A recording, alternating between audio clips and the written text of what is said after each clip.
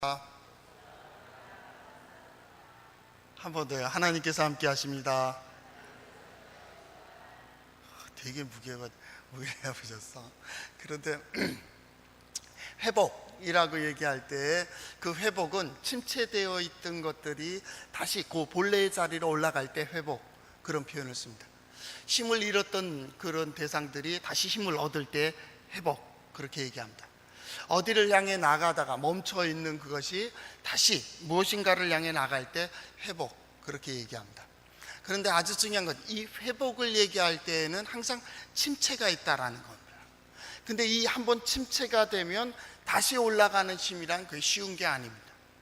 이것은 어떤 때는 안간힘을 쓴다고 해서 모든 힘을 다 발휘하더라도 올라가기가 쉽지 않습니다. 한번 내려가면 올라가기는 쉽지 않아요.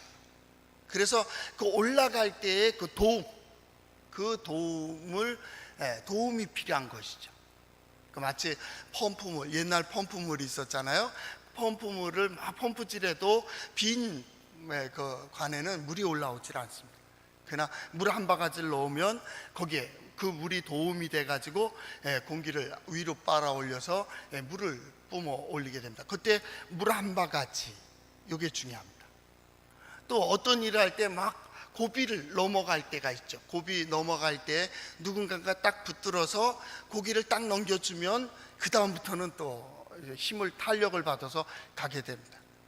어떤 기계도 마찬가지입니다. 기계가 막 돌아가다가 힘을 툭툭툭툭 떠서 거의 빠져서 힘이 없으려고 할 때 조금 누군가가 어떤 힘으로 이렇게 건드려주면, 이렇게 배구할 때 토스하듯이 이렇게 톡 건드려주면 다시 내려가던 것이 다시 올라가게 되는 거예요. 그 올라가는 그 힘, 그것을 우리는 성경을 통해서 어떻게 하면 그렇게 올라갈 수 있을까를 배우는 거죠.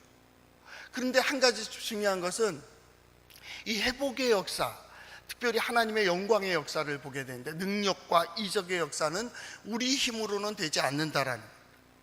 그러니까 우리가 어떤 걸 준비하고 우리가 어떤 걸 만드는 그것으로 인해서 어떤 것이 회복되고 어떤 게 발전되고 어떤 게 성장되고 어떤 게 더 빨리 나가지는 것은 아니라 그 말.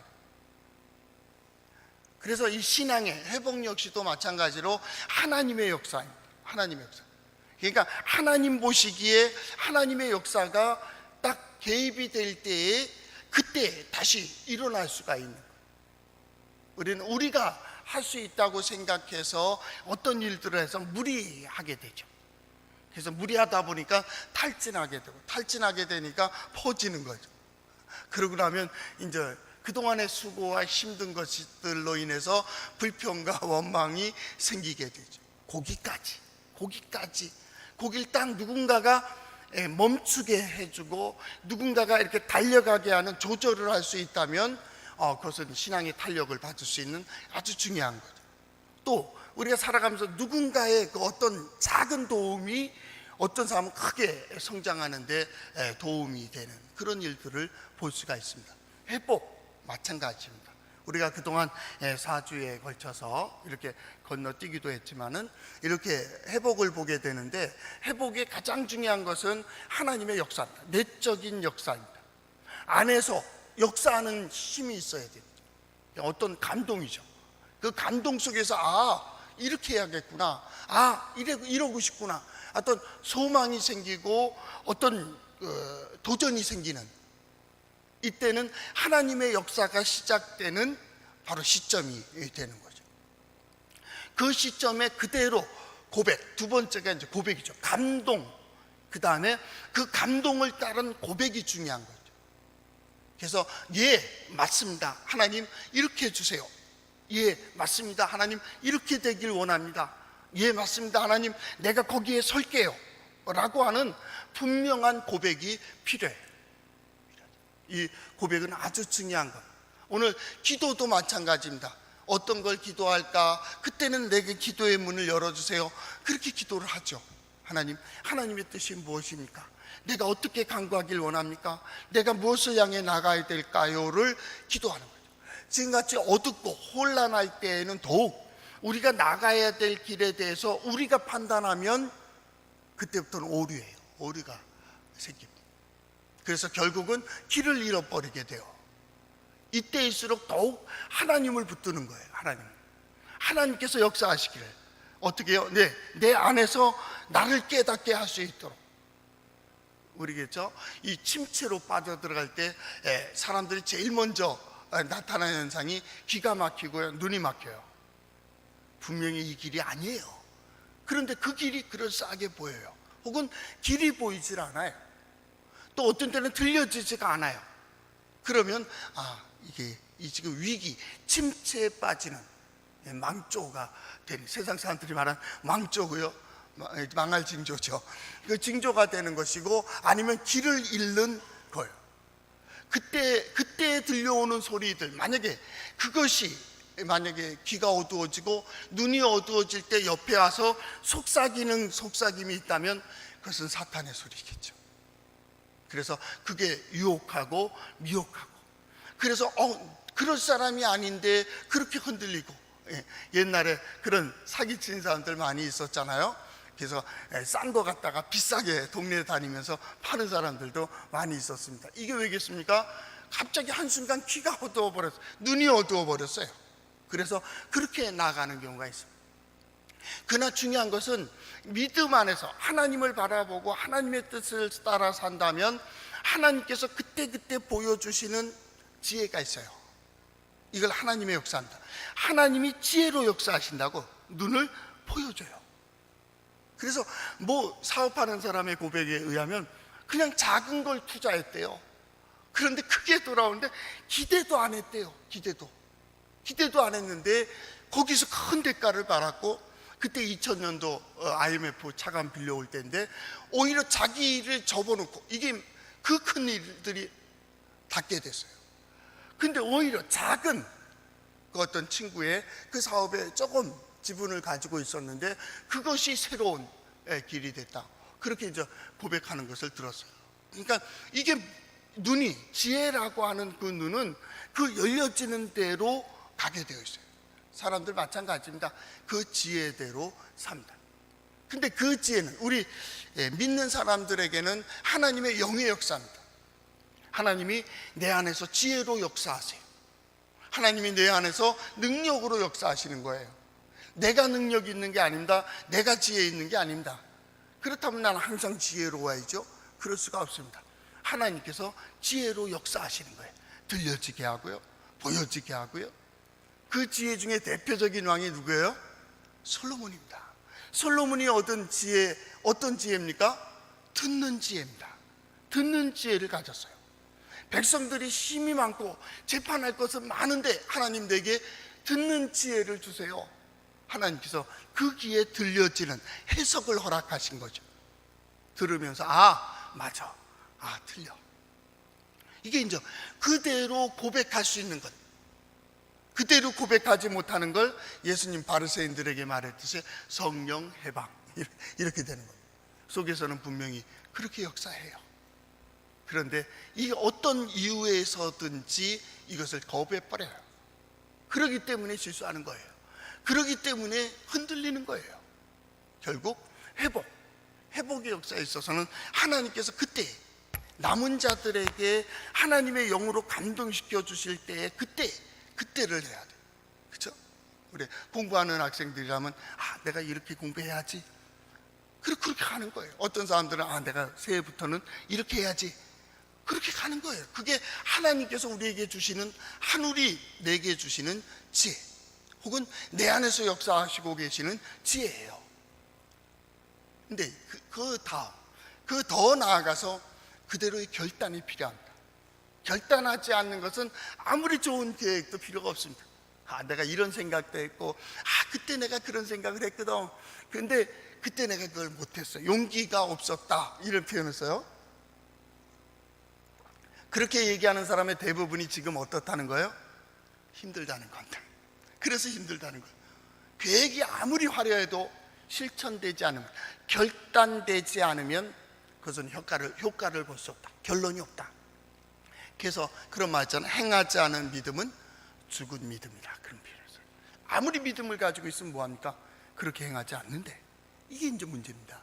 행하는 믿음만이 결과를 보게 되는 거예요. 아무리 좋은 씨를 가지고 있으면 뭐예요? 뿌렸어야죠.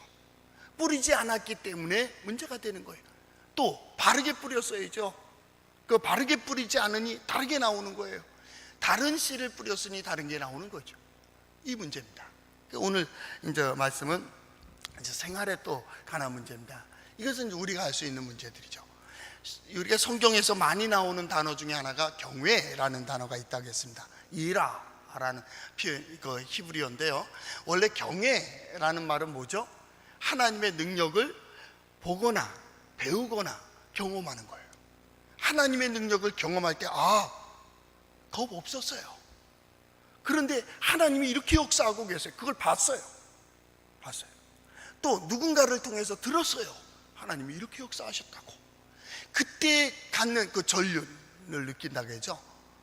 전기 느끼듯이 말입니다. 그 전륜을 느낄 그 마음이 경외.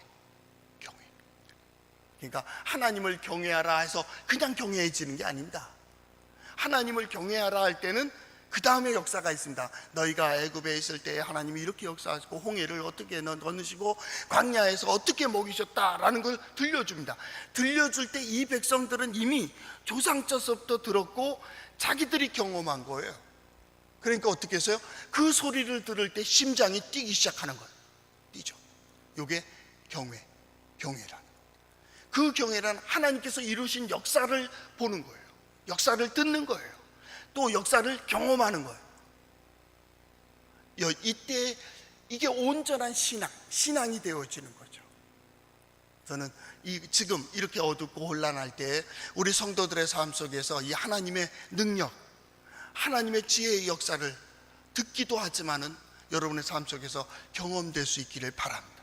그래서 하나님께서 나를 이렇게 풀어주고 계시는구나, 나를 이렇게 인도해 가고 계시는구나 하는 것을 경험하는 말이에요. 이때의 경험, 이게 경외예요. 이때의 경험이 경외예요. 근데 그 경외심을 가지고 그 다음에 많이 쓰는 단어가 뭐냐면 존중이라고 하는 단어입니다. 그러니까 우리 한글에서는 그렇게 많이 사용되고 있지 않지만은 히브리어에서도 특별한 존중이라는 단어를 두 단어로 쓰고 있는데, 오늘 쓰고 있는 가알라이라고 하는 가알라 이런 표현을 썼어요. 가알라 이런 표현인데, 이 간나라는 표현은 뭐냐면 그 하나님 앞에 소망을 두고 계속 소망을 두고 그 하나님을 인정하는 거예요. 이럴 때 존중, 그럽니다. 존중. 그래서 그때 쓰는 용어입니다. 그때에도 하나님을 인정하고 하나님께서 역사하시는 것을 계속 볼 뿐만 아니라 따라가는 거예요. 이때 존중하는 겁니다. 마음으로 그냥 그것만이 아니다. 이 존중이라고 하는 단어는 실천적인 문제입니다. 그래서 단어의 뜻을 좀 알면 좀 쉬울 것 같아서 이제 말씀을 드렸습니다.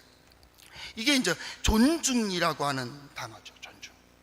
그래서 이 존중이라고 하는 단어는 하나님과의 관계 문제가 아니라 하나님의 역사 뜻을 이루는 그 영역의 문제입니다. 그래서 늘 하나님을 존중한다고요. 하나님을 인정한다고요. 그 하나님을 인정하는 것이 뭐예요? 그 하나님의 영역을 확보해 놓는 거예요. 지금 여러분들이 수요 기도에 이렇게 오셨는데, 여름 아주 동해에선 제일 바쁜 때가 이때라고 이제 보는데, 손님들도 많이 오고 여러 가지 일들이 있어서 그럴 겁니다. 근데 하여튼에 이 존중이라는 말은 그렇게 마무리 바쁜 시간일지라도 그 자리를 확보해 주는 거예요. 이게 존중하는 거예요. 어떤 사람에 대해서도 마찬가지입니다. 존중한다면 그 사람이 와서 딱 어디에 앉거나 어떤 일을 행동할 때 거기를 확보해 주는 겁니다. 이게 그를 존중하는 거예요. 확보하지 않고서 그냥 그러고서는 존중이라는 표현을 쓰면 안 되죠. 오늘 신앙의 문제입니다. 제사장에게 찾아왔고 그 제사장의 아들들이 망령되게 행함에도 불구하고 제사장이 그냥 놔뒀다 그 말입니다. 그걸 아들에게 아들아 너희가 하는 행동이 악하다라고 하는 얘기로 끝나는 그러한 모습이 기록이 성경의 사무엘상에 기록되는 것을 볼 수가 있습니다. 제사장인데 그리고 하나님께서 그 자리에 세워주시고 그렇게 돌봐주셨는데, 오늘 성경 말씀은 계속 그 말 하잖아요. 내가 너희를 택하고 내가 너희를 채워주고 내 제단에 올라가게 하고 에봇을 입게 했고 구별시켰는데 말이죠. 그랬는데 너는 내 자리를 확보하지 않았다, 그 말입니다. 내 자리를 확보하지 않은 것에 대한 책임을 묻는 거예요. 이 자리, 또 한 가지는 위치죠. 그 위치여야 되는데 그것을 확보하지 못했다, 그 말이죠. 더운 여름입니다. 어떻게 보면 깊이 생각하기 힘든 그러한 여름이죠. 근데도 한 가지 우리가 중요한 게 있어요. 지금 이렇게 예배 시간을 하나님과의 나의 시간으로 확보하는 것처럼, 이게 존중이라고 하는 겁니다.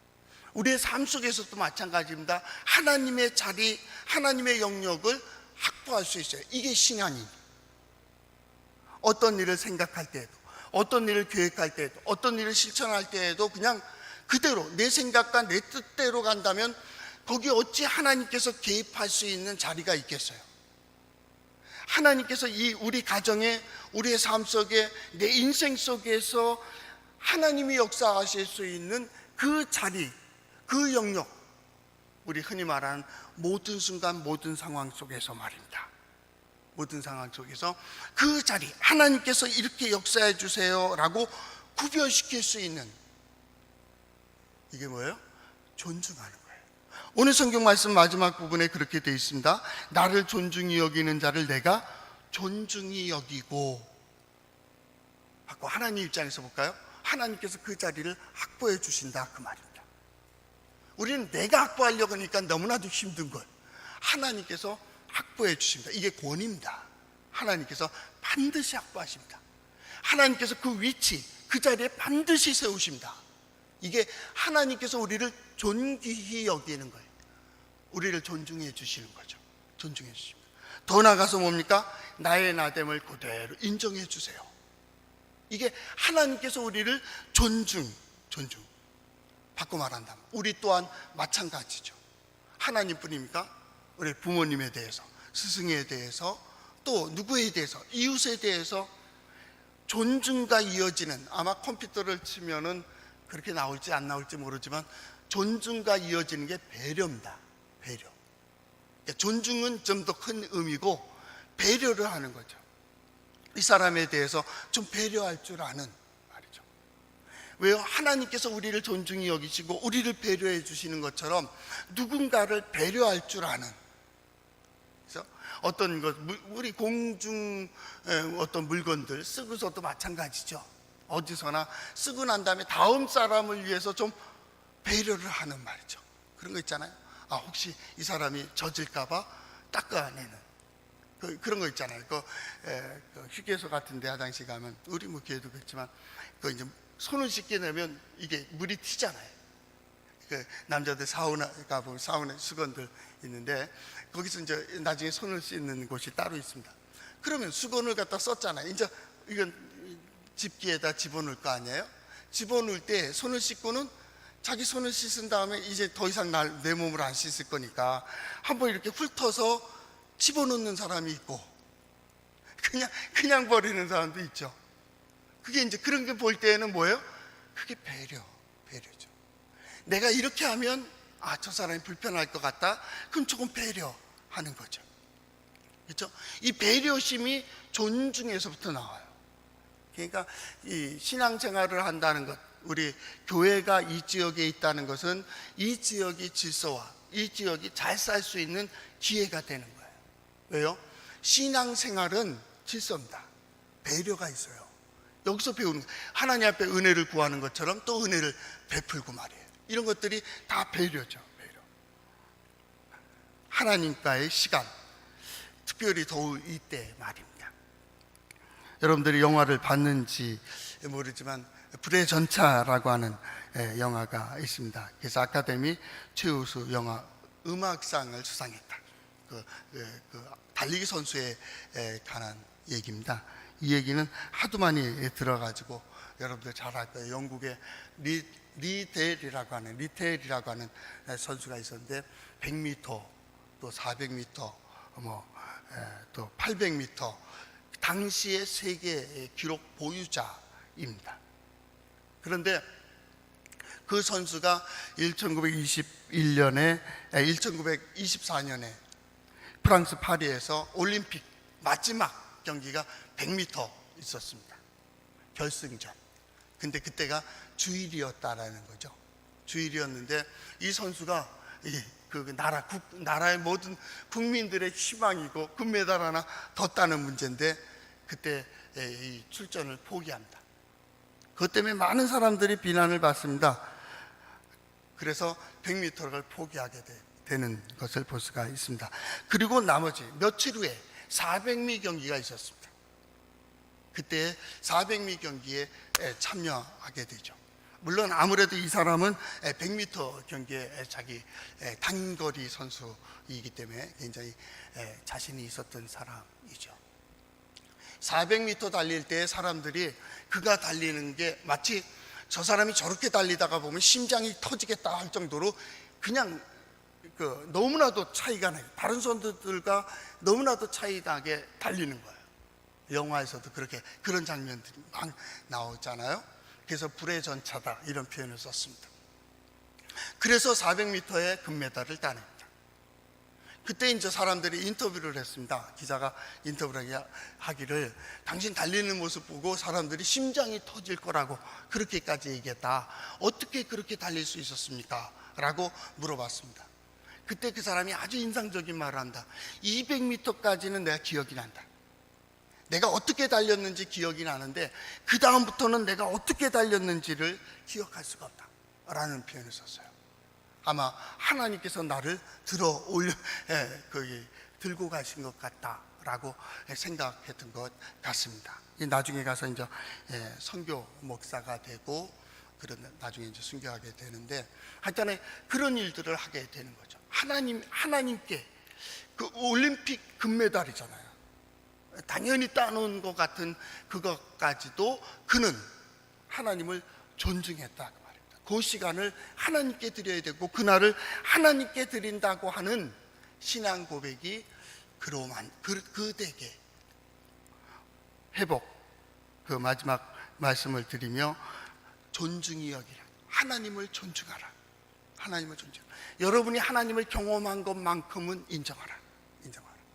그리고 하나님께서 여러분에게 보여주신 것만큼을 인정하라.